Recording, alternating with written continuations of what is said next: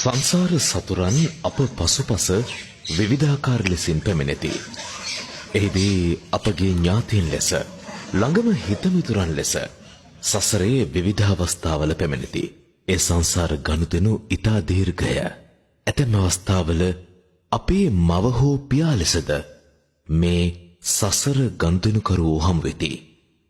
කාලියක්ඛනීගේ කතාවස්තුව ඊට කදිම උදාහරණයකි. මොහොතක් සිතන්න.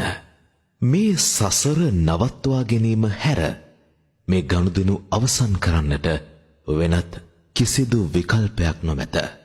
ඔබ කිසිවිටක තවෙකෙකු කෙරෙහි වෛර කිරීමෙන් වළකින්න. එය සංසාර දීර්ඝ ගනුදෙනුක ආරම්භය විය හැක. ඒ නිසා සෑම විටම සංසුන් මනසින් මේ ඝෝරතර සසර නිමා කිරීමට අදිටන් කරන්න.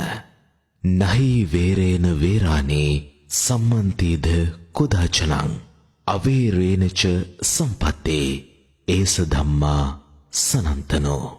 වෛරයෙන් වෛරය නොසන්සිඳේ, අවෛරයෙන්ම වෛරය සංසිඳේ. මෙය ලෝක ධර්මතාවයකි.